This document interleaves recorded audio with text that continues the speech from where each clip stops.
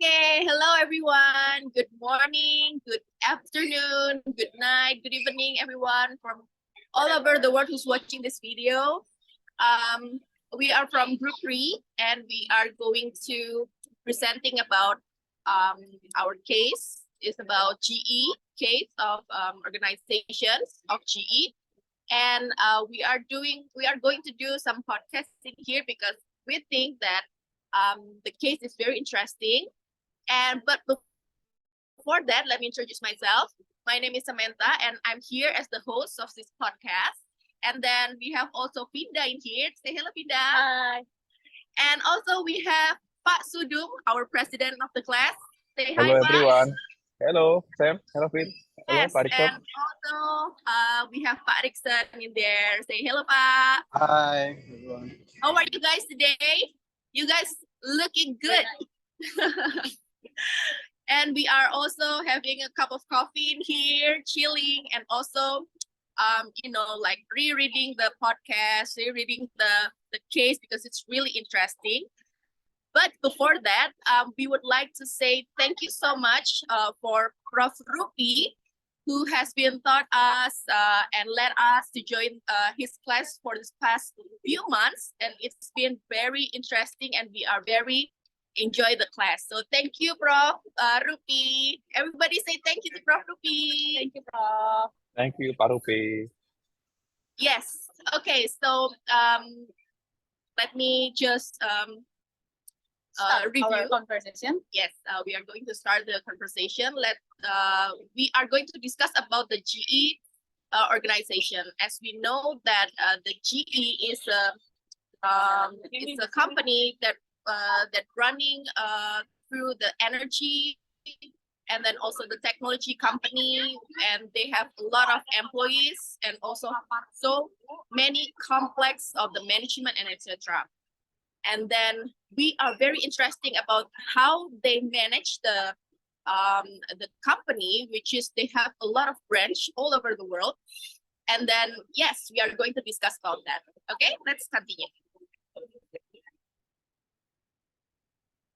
First of all, you need to introduction about the General Electric company. Right? Okay. So the introduction has been like this, Finda. So the chairman of the CEO, which is his name is the Jeff Immelt. But as of 2017, the new chairman of the CEO is a change, and the exchange is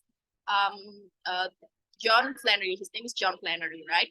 So the GE is the world's digital industry company, transforming industry with software-defined machines and solutions that are connected and responsive and predictive. So it's really cool. And it's organized around the global exchange of knowledge and the GE store through which each business share and access the same technology markets, structures, and intellect.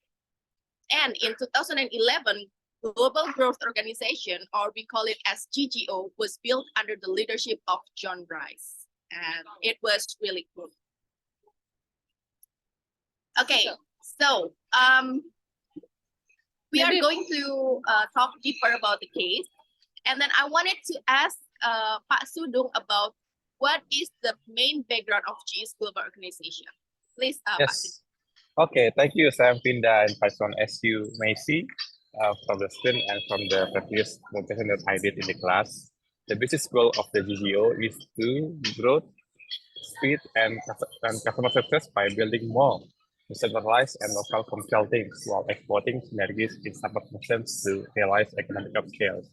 And they have several targeted partners, apart from Latin America, China, Middle East, South Africa, till Turkey, and also followed by India and Africa, Germany as the focus area. As you know, GE already has a several vertical of line business, but they have to put the development into several focus, apart from the aviation, healthcare and power, renewable energy, oil and gas, and transportation. I think that's all about that, sir.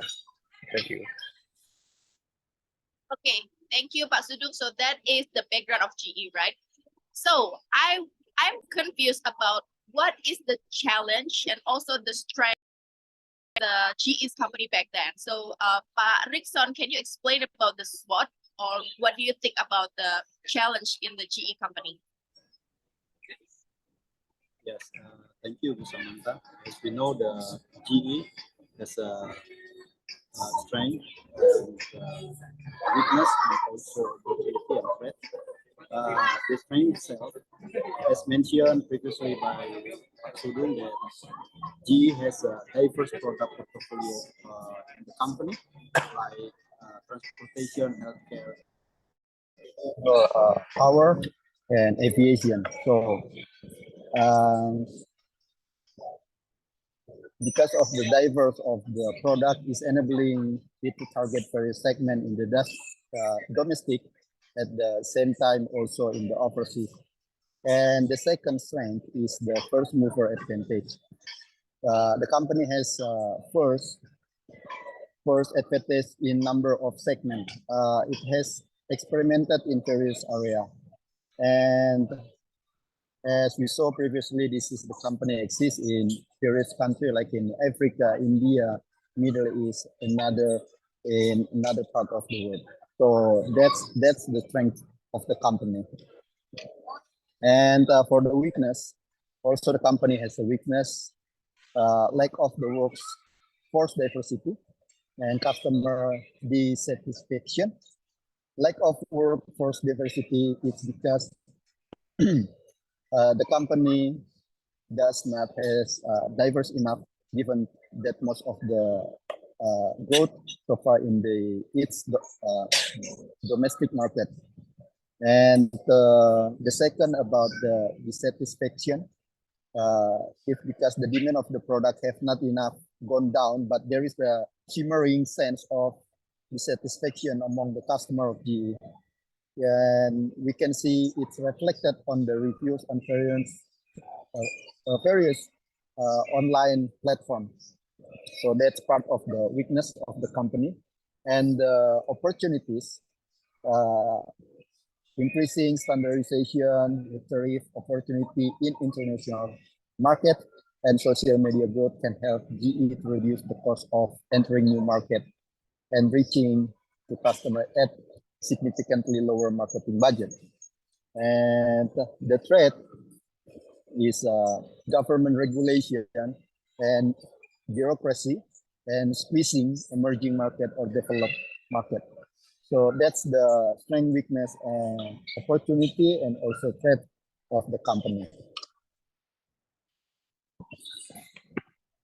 Right. Thank you, Pak Rickson. Yes, this is very challenging, but I am so amazed by how the CEO of GE, which is Jeff Emmett, right? Jeff Emmett, that is really managing the company very well. So I'm confused and really interesting about what is actually the vision and also the challenge back then when Jeff Emmett is leading the company. Maybe Finda, can you explain more about that? Well, okay. I will try to explain what is actually the challenge of the GA itself. That they have two factors, that internally and externally. What is internally? About the resistance from the company business units, which didn't want to give up control of their operation in emerging markets. And from the externally, the GGO faced challenges such as a change in local regulation and political instability and economic downturns in emerging markets. But they can address that challenge. Yeah, the case of these GA companies suggests that GA needs to take on more strategic approach to global growth. What is the case suggests also that GA needs to be more agile in responding to external challenge by building more decentralized and local commercial teams to be more flexible and adaptive structures with the GGO. And talking about the vision, GGA has three visions. There are core ideology and still abide by core values, pushing towards for the future and thinking in the long term. I can explain that all. Thank you, Finda. That is very great explanation. So interesting because they face the internally both internal and external challenge, but they can still manage the company very well. So up until now, we know that GE is already around the world, right? They have so many branches up until now, and that was very interesting. Okay, next. And then the last explanation about the GE company, I am confused about, and also curious, right? Curious about the responsibility of sustainability that the GE has done. So maybe Pak Sudung, you have any information about that? Please explain.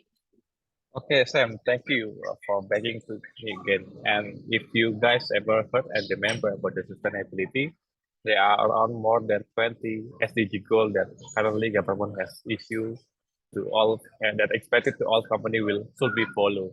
And if we're talking about the sustainability, most likely we will think about two things. The first one is about how to make the company working in line with the environment. The second one is on how to make the business running well and forever. And you may see from the screen there are two main focus of the sustainability of the GE itself. The first one is focus on the energy efficiency and environmentally. And the second one is on focus on the alternative energy source like wind, hydroelectric, smart grid, and solar power.